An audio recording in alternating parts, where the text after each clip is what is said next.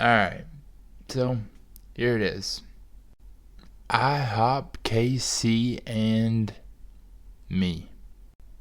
I grew up in an uber religious community where if you even challenged religion, you were the weirdo. I did not meet my father until I was 36, so I had no male figure in my life whatsoever. My mom married multiple times, adopted my nephew who had cerebral palsy and epilepsy, wasn't able to give the proper supervision that she really probably wanted to give. So, as a super religious Bible Belt kid, with no outside wisdom speaking in, I was a perfect fit for Ihopkc. And the longest I was away from that ministry from 2005 to 2013 was 6 months. Yes, I absolutely am that wheelchair guy. Yes, I traveled the United States with Dave. I traveled internationally with Wes Hall. I know Mike Bickle personally. I have all of these guys' phone numbers in my phone. I was the next Corey Russell. I was the next Alan Hood. I was pegged as the guy. The word that they used to describe me was a revivalist. But here's the problem. I had autism and I didn't know. I knew I was different. I knew I loved the rules. I knew I loved the thing that IHOP provided, that consistency, that schedule, that thing you need to keep you going. Though my ADHD absolutely hated it. But I would have a serious health issue called Guillain-Barré syndrome, and that's what led me to be the wheelchair guy. But also with autism, I had serious insomnia, and Corey Russell demanded that all students did 6 a.m. prayer sessions. This was non-negotiable. Me and him had a all-out battle outside of the prayer room that I could not do them. I needed to be medically exempt and have my time moved to a night slot. This was not allowed, and I had to drop out of IHOPU and leave staff. I went from being the golden boy to an outcast. And I have kept my mouth completely shut for a decade. So while I'm in Kansas City, I'm in a small group. I meet my wife. My wife is in this restoration program with a group called Exodus Cry. And she is the first person ever to go through this program, and I learned her story, and I like her. I like her a lot. She's Palestinian, she's different, she's wild, she's not IHOP at all, and I really like that, and so, I put a ring on it eventually.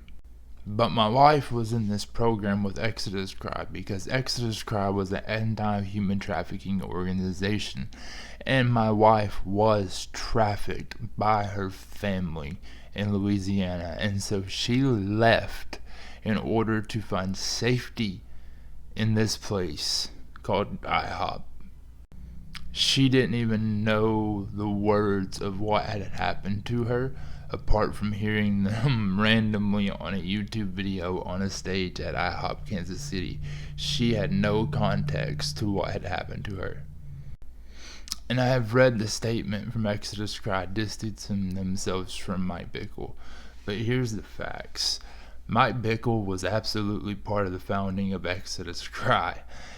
Exodus Cry was born out of Ihopkc, operated under IHOP's 501c3 for a while.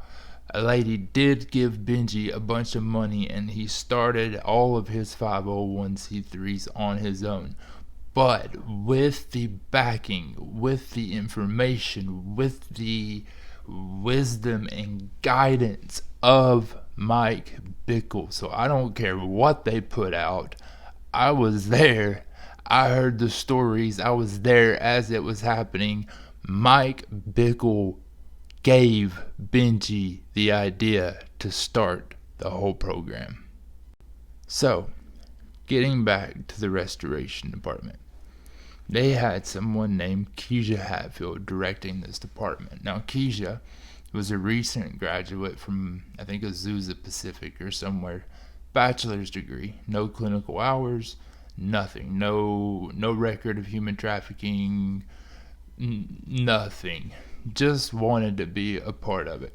They make her, who has no clinical hours at all, the director of the restoration department, and make my wife the first person to go through. At this point, she's not my wife. At this point, she's not even my girlfriend. She's becoming my girlfriend. And it seemed like a regular accounting program. Actually, it seemed really good. My wife was in college. They were giving her like $700 a month to help her pay her bills and get through college and things like that. It seemed like a really good program, and she graduated from that program, even though I don't really know how you graduate from trauma of human trafficking. It's kind of a silly statement. Plus, let me just throw this out there.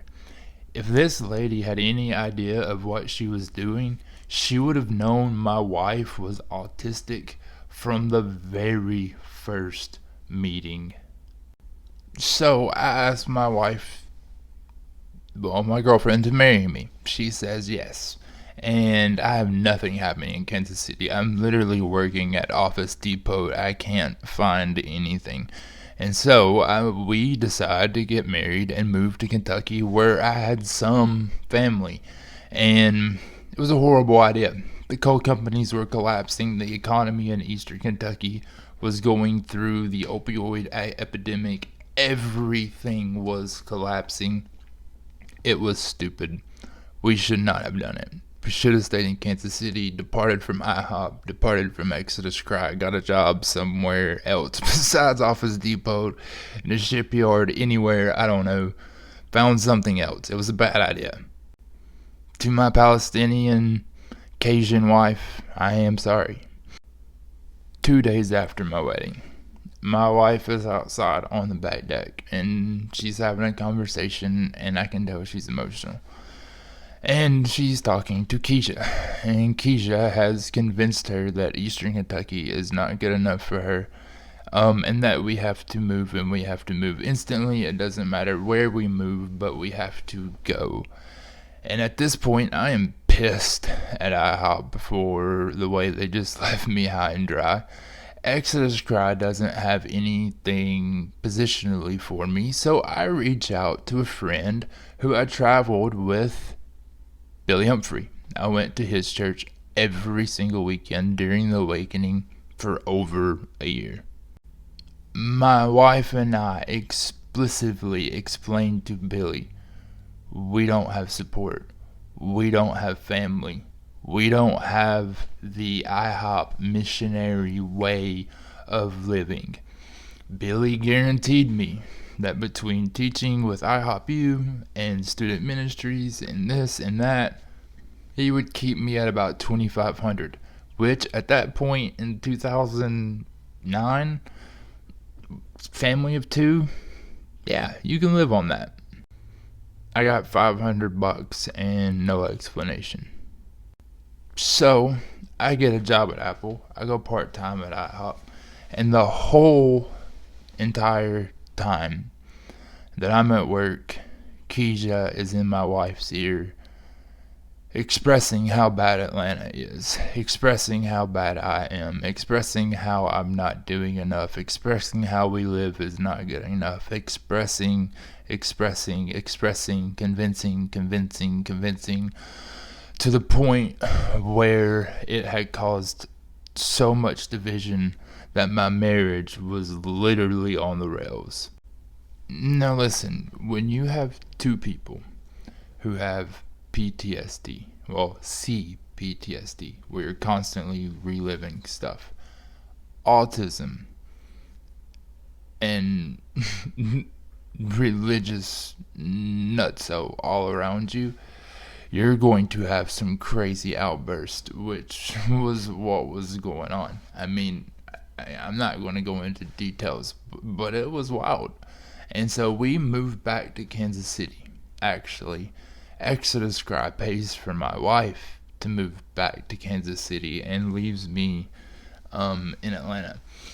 My transfer with Apple had been approved, and it took someone who unfortunately is no longer with us, basically raising the funds, getting a U-Haul, and driving down. And I split the bill, and he got me back to my wife. His name was Simon, and dude, thank you.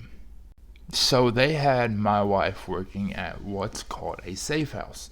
And a safe house is where they had all these girls that had been trafficked or experienced some sort of trafficking living.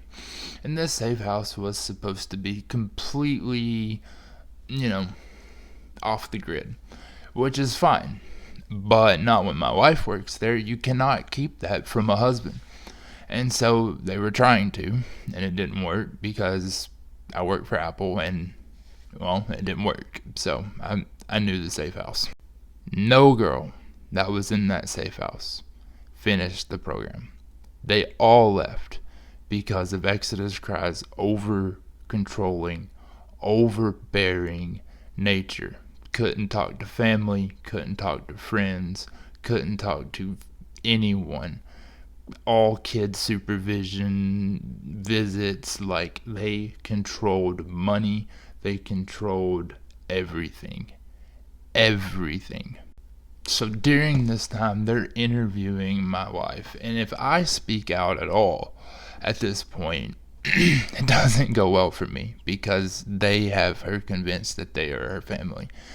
During this time, they are interviewing her over and over and over again. A room full of males interviewing her about questions about being raped and all kinds of inappropriate things that men should not be interviewing women about by themselves, especially when their husband is forbidden to be there or even read the freaking questions. In the midst of me challenging all of this with my wife and being pissed, Keisha Hatfield writes a fake letter of separation on my wife's behalf to me and makes it sound legal. Now, I am autistic. I don't understand these things. I leave. My wife thinks not only did her family traffic her, but she thinks that her husband left her while she was pregnant, and she has no idea why, except that things were rough, things were bad, things were hard. While I was out of the picture, they move in, and Keisha does a actual full-on adult adoption. Full-on adult adoption removes Nicole's actual family history and replaces it with hers. The only way I got back in my marriage was to go along with this, even though in private with my wife, I was never on board. Now, my daughter comes. My wife has preeclampsia. We go through hell. Exodus Cry was there for us. They were there for us financially. They were there for us practically. They did meals. They did a lot of things for us. They really, really helped us during that time of that hospital stay. Now remember, undiagnosed autism with 2 people.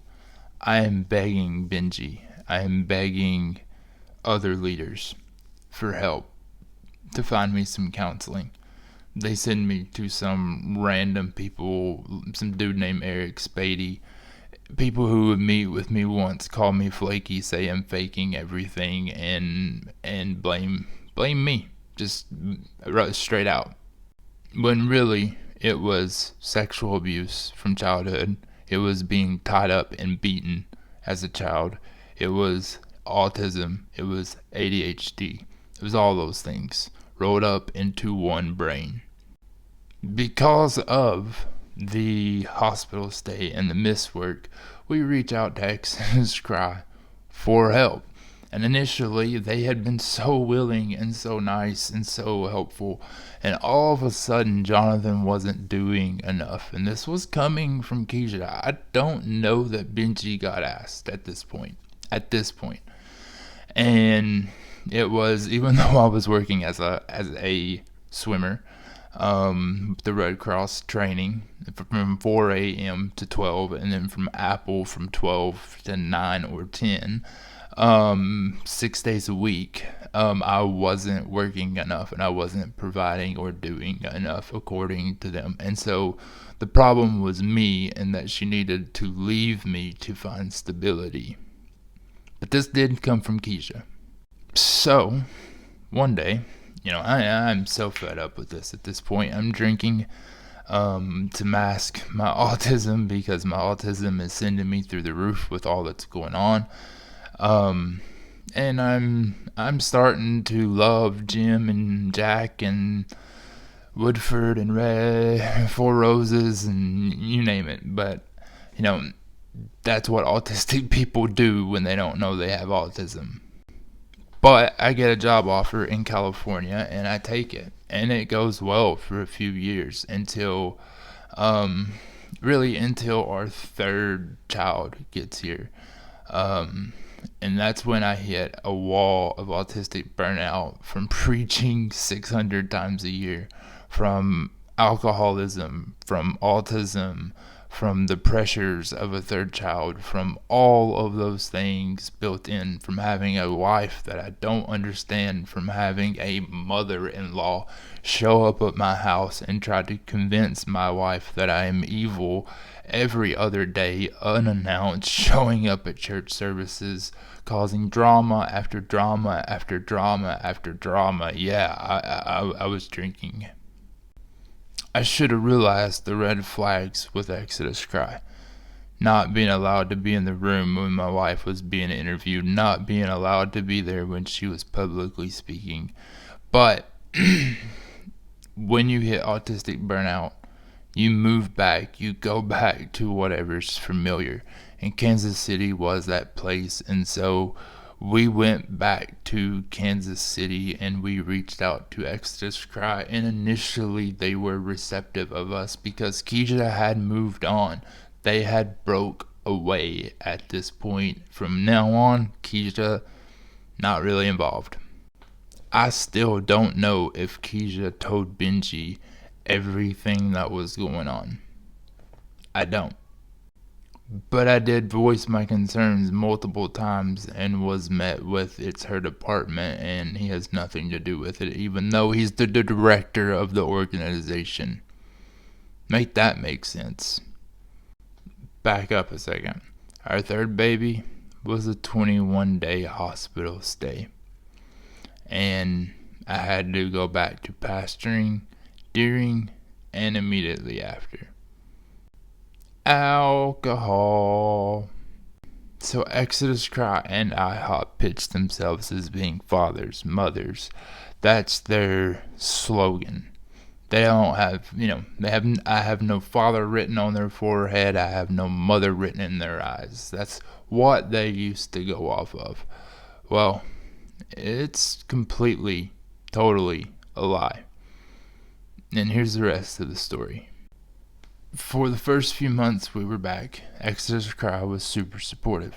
They acted like family would act, like they were around our kids. They were happy. We were at their house. They were at our house. I'm talking about Benji now. It seemed like they were going to help us get on the right track. I made it clear. I didn't have parents. Nicole didn't have parents that did the things that they were supposed to do. We don't know anything about budgeting. We don't know anything about life. We don't know how to make things go forward. We don't know how to get insurance. We don't know these things. We don't know. Please teach us. I'm getting my life insurance car, agency stuff. I'm working for American Income Life. I am doing construction on top of that, working, and I am drowning in alcoholism because I am losing my mind in all of this. Now, I'm autistic, so choosing life insurance sales was the stupidest job that I could possibly pick. I didn't know I was autistic. So, we're not making any money. In fact, we lost money working for that company. Reaching out, talking to Benji, asking what to do. And one Saturday morning, he calls me and he is cussing and ranting and raving and going on and threatening to fight me and threatening to beat me up and threatening and threatening and threatening. And I made it very clear that his threats would not work. And he was threatening to come and take my wife and kids out of my home. Now, this is during a time where he was sleeping in his office because his wife had kicked him out of his house. So, I'm not allowed in the interviews. He takes my wife to her speaking engagements by himself. No, nothing happened.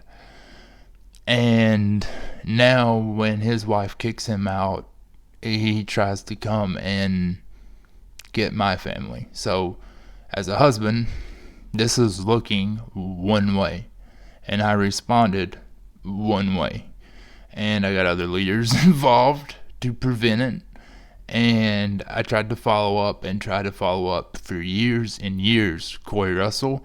And I got a 5-minute phone call a couple of days ago, and still not settled, and I still have not heard from Benji.